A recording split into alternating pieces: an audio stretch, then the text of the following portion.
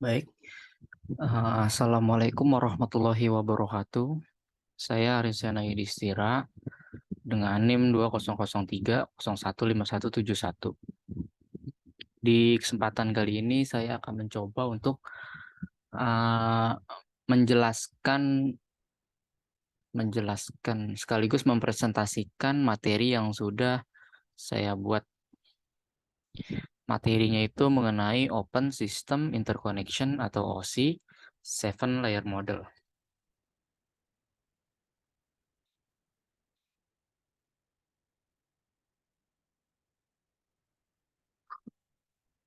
Apa itu 7 Layer OSI? Ya, Seven Layer OSI merupakan model referensi yang dikembangkan untuk menciptakan sebuah kerangka yang bersifat konseptual.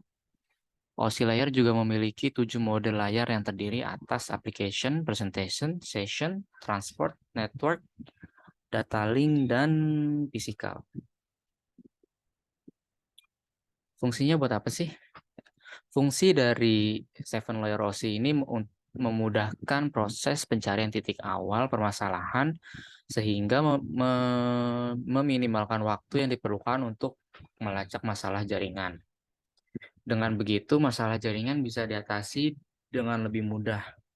Lalu di kanan ini ada eh, gambar dari layer-layer OSI. Ada 7.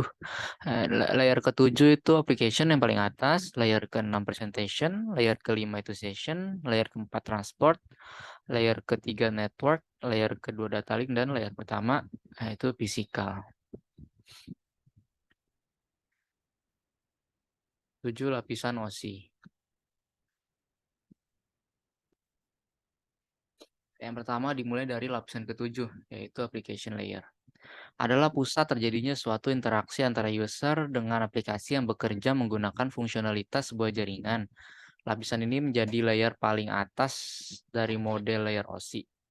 Contoh beberapa protokol yang ada di layer application pada OSI adalah HTTP, FTP, SMTP, dan NFS. Lalu yang kedua ada itu lapisan ke-6 yaitu presentation layer. Untuk mengidentifikasi sintaks yang dipakai suatu host jaringan untuk berkomunikasi. Layer ini perlu memberi enskripsi serta deskripsi data yang nantinya akan dipakai dalam layer application. Pada layer presentation, data akan terenskripsi dan dekripsi otomatis melalui sistem. Protokol yang berada pada level ini adalah perangkat lunak redirector atau redirector software seperti layanan workstation dalam Windows NT dan juga network shell semacam virtual network computing atau VNC atau remote desktop protocol RDP.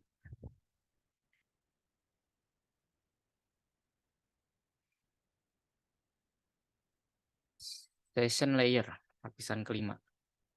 Untuk mendefinisikan bagaimana koneksi dapat dimulai, dipelihara, atau diakhiri, beberapa protokol pada layer ini, yaitu NetBIOS, suatu session interface dan protokol dikembangkan oleh IBM, yang menyediakan layanan ke layer presentation, ke layer application, dan layer application. NetBUI, NetBIOS Extended User Interface, suatu pengembangan dari NetBIOS yang digunakan pada produk Microsoft Networking seperti Windows NT dan LAN Manager. ADSP, Apple Talk Data Stream Protocol, PAP, printer akses protokol yang terdapat pada printer PostScript untuk akses pada jaringan Apple Talk. Lalu ada transport layer, yaitu lapisan keempat dari OSI. Untuk memecah data ke dalam paket-paket data serta memberikan nomor urut ke paket-paket serta memberikan nomor ke urut paket-paket tersebut sehingga dapat disusun kembali pada sisa tujuan setelah diterima. Selain itu, pada level ini juga membuat sebuah tanda bahwa paket diterima dengan sukses dan mentransmisikan ulang terhadap paket-paket yang hilang di tengah jalan. Menggunakan protokol seperti UDP, dan TCP. Layer ini menyediakan transfer yang reliable dan transparan antara kedua titik akhir. Layer ini juga menyediakan multiplexing, kendali aliran, dan memeriksa error serta memperbaikinya.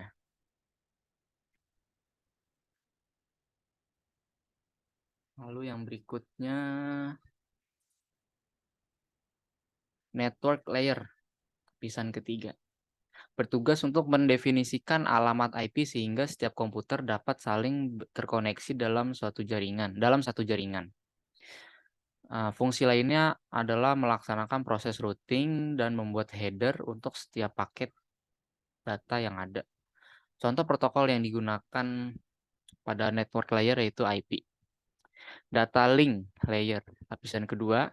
Fungsi utama dari data link layer adalah untuk memeriksa bila terjadi kesalahan dalam menyalurkan transmisi terhadap bit data, di mana kesalahan tersebut kemungkinan besar terjadi di layer pertama, yang nanti akan saya bahas juga.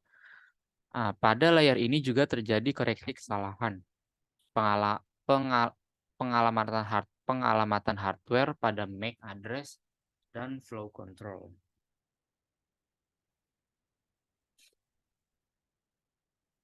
Lalu yang terakhir, sekaligus lapisan pertama pada 7 layer OSI, yaitu physical layer.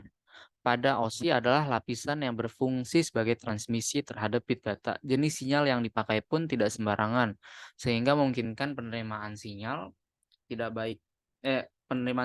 baik. Jenis sinyal pun harus didukung media fisik, misal kabel, infrared, cahaya biasa, frekuensi radio, dan tegangan listrik tentunya. Setelah layer ini menyelesaikan tugasnya, maka akan teruskan ke layer kedua yang tadi sudah saya bahas. Lalu ini ada penjelasan singkat, 2 lemot ya. Fungsi OSI layer secara singkat dari application menuju physical. Dari application, jadi application ini menyediakan user interface. Lalu di presentation menyajikan data dan menangani proses seperti enkripsi data. Di session memisahkan data dari berbagai aplikasi, lalu ke transport itu menyediakan reliable atau unreliable delivery dan mengecek error connection sebelum transmisi data. Lalu di network itu menyediakan logical addressing dan menentukan rute menuju tujuan. Di data link menyediakan akses ke media menggunakan MAC address dan melakukan error detection.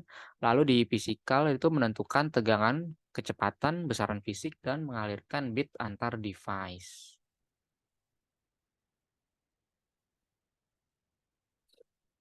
Cara kerja layer OSI.